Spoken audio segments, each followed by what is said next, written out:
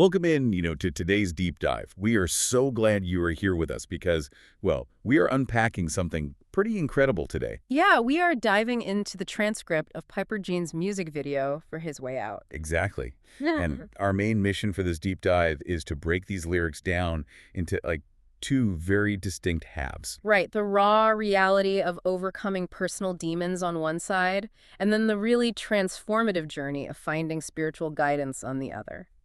Because when you think about basements, they're usually either solid foundation, right?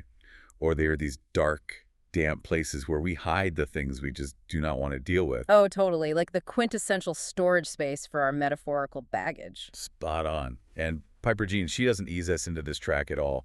She drops us right onto that concrete floor. She really does. She talks openly about struggling with depression, having no hope, and feeling literally and metaphorically stuck in that basement. Right, and the coping mechanisms she mentions down there, like smoking just to stay high and numb the pain. Yeah, just trying to survive the visceral reality of her own mind. And there's that one line, demons be Chad, don't believe in them lies. Oh man, demons be chat. That is such a vivid way to put it. I know, right? It perfectly captures the basement as this isolating echo chamber of anxiety.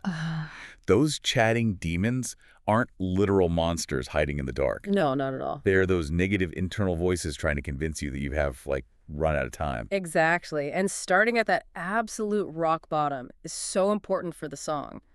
By showing that intense vulnerability, like admitting she needed love bad and praying for peace, it just makes the eventual triumph so much more impactful. Yeah, but here's the thing. You can't fight an echo chamber just by yelling back at the walls. Yeah, you really can't. You'd just be stuck forever. To escape, Piper Jean realizes she has to completely change where she is looking. Which leads to this dramatic pivot. She goes from staring at the basement floor to looking up, saying, "Just look to the hills, my help come from the skies." The upward gaze. It is such a massive shift. Suddenly, spiritual guidance isn't just a comfort.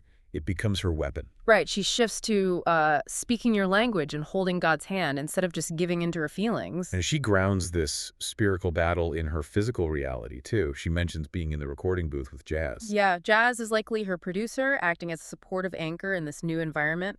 And she says she has 25 on my belt. Showing she's 25, armed with hard-won experience, and actively fighting. Winning the battles because I'm with the Lord now. But wait, I have to push back on something here, because there's this fascinating contradiction in the lyrics. No, what do you mean? Well, she sings, I ain't taking a safer route.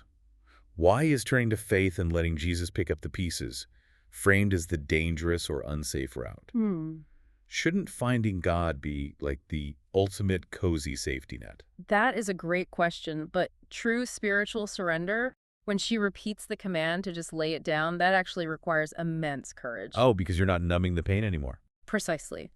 Confronting those demons head-on rather than avoiding them is terrifying.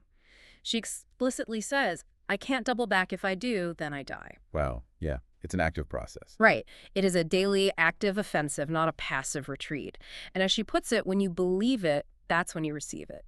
The belief itself is the mechanism that allows her to keep moving forward. So to wrap up this deep dive, we've tracked this intense journey from the isolated, echoing depression of the basement all the way to the empowered, spiritually guided battles up in the booth. It really shows that you can't pick up the pieces until you actively stop clutching what broke you in the first place. Which leaves you, the listener, with a final provocative thought today.